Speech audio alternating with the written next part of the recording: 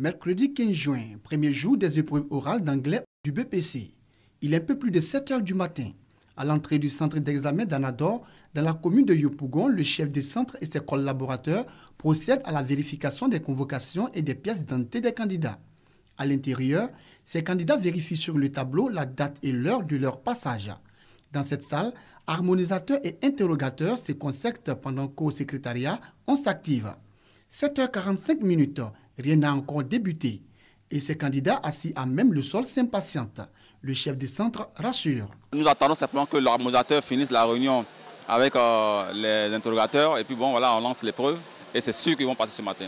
9h15, les choses se précisent. Les candidats sont appelés à regagner les différentes salles d'attente. Parmi eux, Joseph et Éléonore. Malgré la peur, ils se disent confiants. Je crains un peu. Et m'en sortir. Après, l'anglais, c'est pas toujours facile. Je pense que ça va bien se passer. Quelques minutes plus tard, ils sont invités à se rendre dans la salle d'interrogation. What is test number 18 about? The test is about the life and village. Après leur passage, ils espèrent avoir une bonne note. Et puis bien répondre. C'est passé correctement. Il y a confiance, il peut avoir moins. Ouf, enfin, c'est fini. J'ai passé. Je peux avoir une bonne note. Parce que j'ai fourni mon effort, j'ai fait de mon mieux. Selon les professeurs, le niveau des candidats interrogés est moins bon dans l'ensemble. Sincèrement, c'est la première candidate qui m'a vraiment impressionnée. Parce qu'au moins, quand on lui posait des questions, même elle était capable vraiment de répondre. À part ça, les autres, bon, se sont vraiment débrouillés, mais c'est pas vraiment ça. Durant 3 jours, 293 726 candidats, dont 122 331 filles, seront soumis aux épreuves orales sur toute l'étendue du territoire national.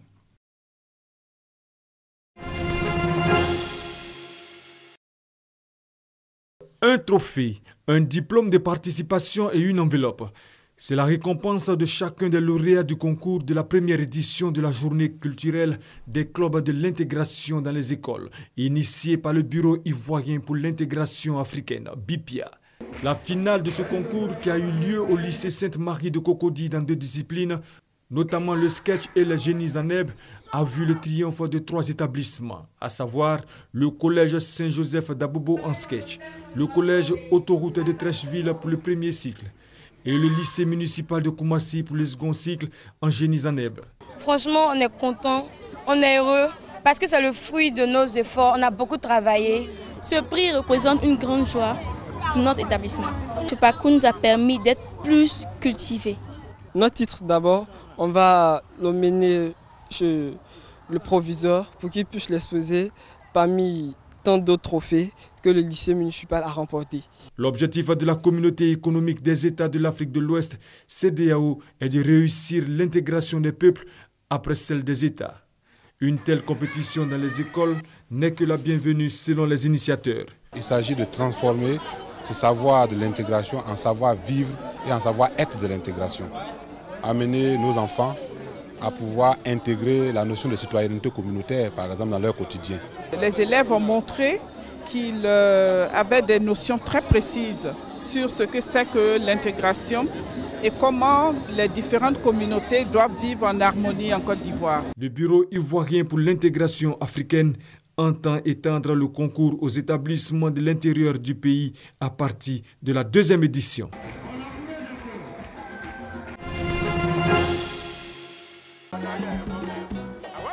Le 21 juin, c'est la 25e fois que la musique sera célébrée partout dans le monde. Pour l'édition 2016, le ministère de la Culture et de la Francophonie veut impliquer tous les acteurs. Le lancement de l'événement est symbolique. Il se traduit par une visite dans les locaux de plusieurs entreprises de promotion culturelle. Ces structures-là, on a vu avec des privés, il y a une qui emploie près de 140 personnes en plein temps, l'autre environ une vingtaine. Alors, quand on a 10, 20, 50, 100 structures, le secteur culturel et singulièrement celui de la musique et toutes les activités qui tournent autour sont aussi des secteurs créateurs d'emplois. Susciter des vocations et inciter au travail, l'objectif de cette fête de la musique qui pour 2016 aura lieu sur 3 sites, Grand-Bassam, Bonnois et Aboisseau. Thème choisi cette année, quelle musique pour l'Ivoirien nouveau? Il y a cette transformation là au niveau des mentalités, au niveau des comportements, la capacité de prendre en charge des projets, la capacité d'innover, la capacité de porter les valeurs essentielles, qui sont notamment la valeur travail, la valeur partage, la valeur conscience nationale. Eh bien, à travers la musique, nous avons un canal de véhicule de ces valeurs-là qui est extrêmement important. 9 jours donc pour explorer l'univers de la musique. Les festivités commencent le 17 juin à Grand Bassam, cérémonie d'ouverture, panel et différentes animations. Puis Bonois les 18 et 19 juin pour finir à Aboissou les 24 et 25 juin.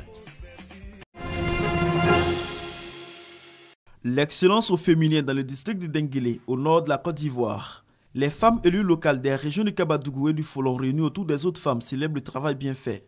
Celles qui sont distinguées pour leurs efforts dans la lutte contre la pauvreté sont aujourd'hui célébrées. Elles ont su mettre à profit les fonds reçus du FAFSI de la première dame de Côte d'Ivoire, Dominique Ouattara, et des autres collectivités dont la mairie d'Odiéné. Elles reçoivent chacune un diplôme d'honneur en signe d'encouragement pour le combat du bien-être de la population du district de Denguélé. Invitée spéciale de cette cérémonie, son Excellence Isabelle Iboula, ambassadrice de la République démocratique du Congo en Côte d'Ivoire. Elle a salué le travail des 3 femmes élues locales dans le Denguélé, à savoir Nassineba Touré, maire de la ville d'Odiéné, de Chantal Fanny, maire de Kaniasso et de Guénéba Touré de Séguélon. Isabelle Iboula leur demande de faire davantage pour permettre aux femmes d'être totalement indépendantes financièrement. Aux femmes issues de plusieurs associations des 2 régions, l'ambassadrice de la RDC les exhorte à de véritables engagements pour contribuer au développement du continent africain. Un développement qui passe selon elle par un réveil de conscience des femmes. Nassineba Touré et ses sœurs élues locales ont souhaité une mobilisation des femmes pour un nombre plus important d'élus aux prochaines élections législatives, municipales et régionales. En plus des diplômes, chacune des femmes a reçu un cadeau. Ces fumerolles pourraient être l'avenir énergétique des Comores. À 2300 mètres d'altitude, ces chercheurs veulent exploiter le potentiel géothermique du volcan Kartala. Si les fonds sont rassemblés, une usine pourrait être opérationnelle d'ici 2022. Nous comptons installer une usine avec une puissance initiale de 10 mégas, puis monter à 20 mégas et progressivement jusqu'à et suivre aussi la demande. Cet archipel de l'océan Indien fait face à une crise énergétique énorme. Les coupures d'électricité durent de nombreuses heures dans la capitale. Faute de groupe électrogène suffisant, cet hôpital doit se passer de climatisation dans le service chirurgie et couper complètement le courant de certains services non essentiels. Les petits commerces, comme cette boulangerie, ont du mal à survivre. Il est impossible de passer une journée sans qu'on perde des pains à cause des coupures d'électricité. Le temps d'aller démarrer le groupe électrogène, il y a des pains qui se retrouvent gâchés. On demande à la société fournissant l'électricité de faire le nécessaire pour nous garantir du courant, car nous, les petites sociétés, on court à notre perte. Sur la principale île de l'archipel, seuls 6 des grands groupes électrogènes publics fonctionnent. La Banque africaine de développement est censée financer la révision de ces structures, mais rien n'est fait depuis des années. Comorien a besoin d'avoir de l'électricité maintenant, pas demain, pas après-demain, mais aujourd'hui même. Dans l'avenir, à court et moyen terme, il faudra envisager une production qui sera bien sûr garantie en totalité, mais pour l'instant et progressivement, il faut améliorer la production et le réseau. Les Comores tablent aussi sur les explorations d'hydrocarbures offshore et une centrale au fioul très polluante devrait être opérationnelle d'ici 2018. En attendant, l'économie du pays reste paralysée et plus d'un jeune sur 2 est au chômage.